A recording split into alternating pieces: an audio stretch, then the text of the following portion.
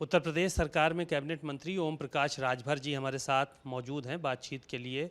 महाराजा सुहेलदेव का शौर्य दिवस मनाया जाना है 10 तारीख को, उसको लेकर क्या तैयारियां हैं उनसे पूछते हैं। सर, एक बड़ा कार्यक्रम आप आयोजित करने जा रहे हैं, लाखों लोगों के जमा होने की वहां पर उम्मीद जताई जा रही है।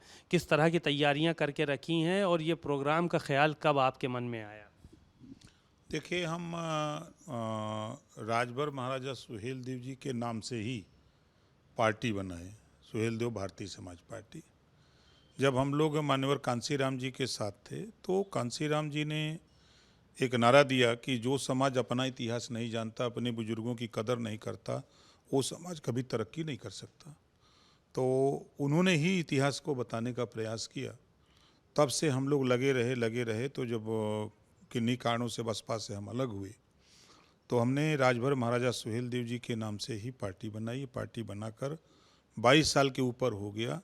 जनता के बीच में सभाओं के माध्यम से, चौपालों के माध्यम से हर जगह राजभर महाराजा सुहेलदेव जी की चर्चा जब शुरू की तो हम लोग प्रयासरत थे कि राजभर महाराजा सुहेलदेव जी जो 10 जून 1034 को बहराइच के नानपारा मैदान में जो 17 दिन लगातार युद्ध हुआ, तो उसके बाद 17वें दिन राजभर महाराजा सुहेलदेव जी ने सैयद साद मसूद गाजी को कोटला नदी के किनारे मार दिया।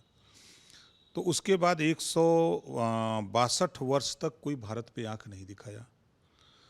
तो उनके विजय दिवस को हम लोग मनाते रहे, समय समय पर हर 10 जून को मनाते रहे, बसंत पंचमी के दिन उनके जन्मदिन को मनाते रहे। तो इस बार हमने जो पिछली सरकार में 234 करोड़ रुपया हमने सैंक्शन कराया था चित्तौड़ा झील के सौंदर्यीकरण के लिए और महाराजा सुहेलदेव जी की मूर्ति के लिए, तो अब वो बन के तैयार हो गया है।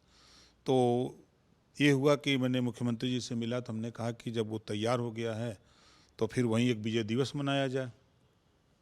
तो उन्होंने सहमति जी दी। तो फिर हम तैयारी में लगे। तो पूरे पूर्वांचल से और हम लोग तैयारी में हैं। प्रयास ये हो रहा है कि बस्ती मंडल, गोरखपुर मंडल और देवीपाटन मंडल, यहाँ चूँकि लोकल ये पड़ जाता है तो यहाँ से ज़्यादा तैयारी है और लगभग सभी ब्लॉकों से, और वैसे भी हमको जहाँ नहीं हम पहुँचे वहाँ भी लोग आने की तैयारी बना चुके हैं और लोगों के मन में काफ़ी उत्साह है। पहली बार ऐसा हो रहा है कि बड़े पैमाने पर राजभर महाराजा सुहेलदेव जी का विजय दिवस बहराइच के चित्तौड़ा झील में मनाने का कार्यक्रम हुआ है। एक सवाल ये था कि अखिलेश यादव आज छत्रपति शिवाजी का जो है वो समारोह मना रहे हैं, उनका राज्याभिषेक दिवस मना रहे हैं और बड़ी संख्या में उनके वहाँ पर लोग जमा होंगे। तो पीडीए की बात अखिलेश जी करते हैं, लेकिन अब जो है वो उनको कहीं ना कहीं छत्रपति शिवाजी, महाराणा प्रताप, इन लोगों को भी साथ में, इनकी यादों को भी साथ में लेकर चलना पड़ रहा है। देखिए, अच्छी बात है। जो काम आदमी जब से चेते तब से ही सही। 5 साल सत्ता में थे माननीय अखिलेश यादव जी। सत्ता में रहते हुए उनको अति पिछड़े, अति दलित की बात याद नहीं आई, किसी महापुरुष की याद नहीं आई। अगर वो चाहे होते 5 साल की सत्ता में तो बाबा साहब डॉक्टर अम्बेडकर की भव्य मूर्ति बना करके वो कहने के हकदार होते कि नहीं, हमने बाबा साहब डॉक्टर अम्बेडकर की मूर्ति हमने लगवाई है, हम छत्रपति साहू जी महाराज की हम मूर्ति लगवाई है, हम सरदार पटेल की लगाए हैं, हम राजभर महाराजा सुहेलदेव जी की लगाए हैं, हम छत्रपति साहू जी महाराज का लगाए हैं, हम गौतम बुद्ध जी का लगाए हैं, हम महात्मा ज्योतिबा फूले, सावित्रीबाई फूले, अहिल्याबाई होलकर, इन महापुरुषों के विषय में अगर सत्ता में रह के काम किए होते तो आज उनको लोग याद करते कि नहीं इन्होंने किया है। जैसे आज राजभर महाराजा सुहेलदेव जी की चर्चा आज बेशक 22 साल में जिस मुकाम पर जो एक तरह से इतिहास जमीन में पड़ा हुआ था, दफन हुआ था, धरातल में या रसातल में था, तरसातल से निकाल करके इतिहास को हमने धरातल पे हम ले आए। आज पूरे भारत में राजभर महाराजा सुहेलदेव जी की चर्चा हो रही है। तो कर रहे हैं, अच्छा काम है और महापुरुषों के कृतित्व और व्यक्तित्व पर चर्चा होनी चाहिए। यही चीज़ तो हम लोग चाहते भी हैं कि भाई जो भी महापुरुष देश के लिए, समाज के लिए काम किया है, उनके कृतित्व और व्यक्तित्व की चर्चा जनता में होनी चाहिए। मायावती जी खासा खफा हैं चंद्रशेखर आज़ाद से, आप लोगों से। बरसाती मेंढक कहा कि समय समय पर निकल आते हैं बरसात जब होती है तो।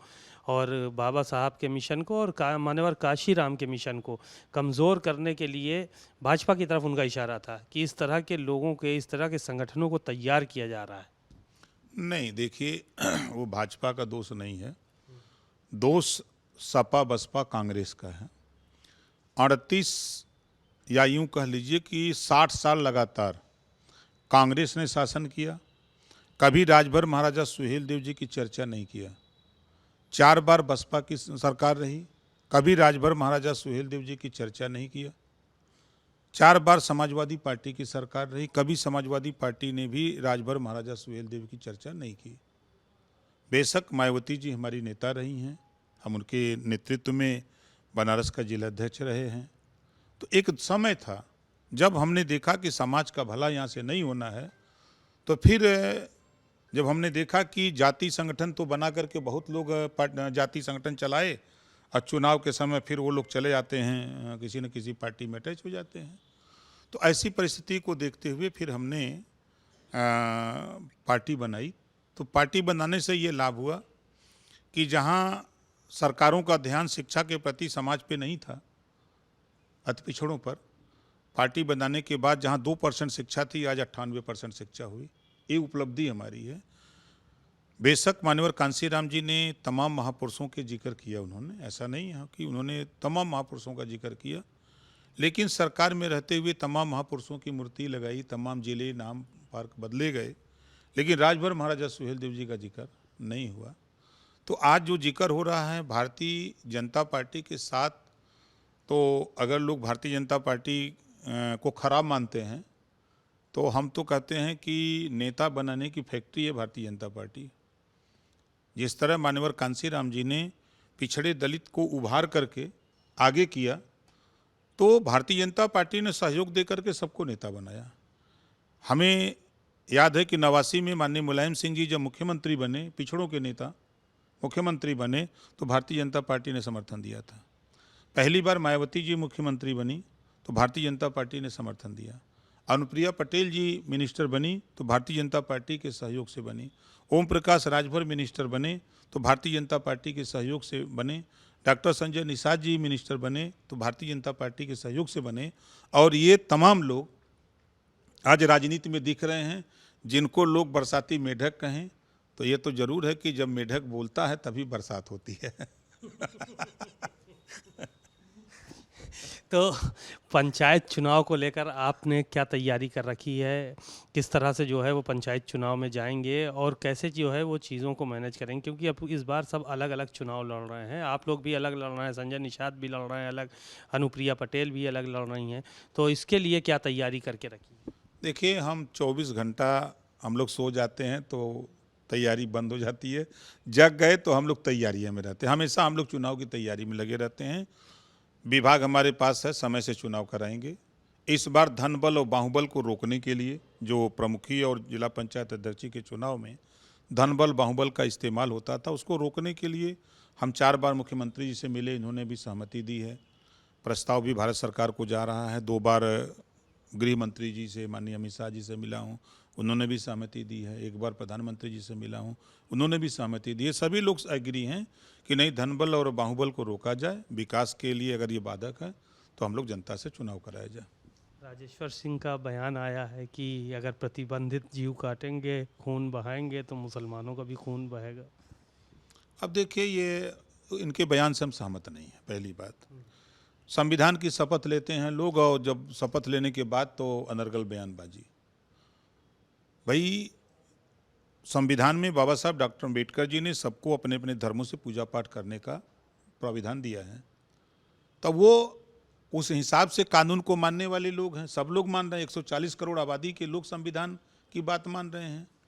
तो ऐसा कोई करने थोड़ा जा रहा है, ये तो सिर्फ चर्चा में बने रहने के लिए ऐसा बयान है और कोई बात नहीं है। शुक्रिया बहुत बहुत। ओम प्रकाश राजभर जी को आपने सुना। राजा सुहेल देव, महाराजा सुहेल देव के जो शौर्य दिवस है उसको मनाया जाएगा। 10 तारीख की पूरी तरह से तैयारी हो गई है और लाखों लोग वहाँ पर जमा होंगे। कैमरामैन रोहित के साथ सीमा अब नकवी, भारत समाचार, लखनऊ।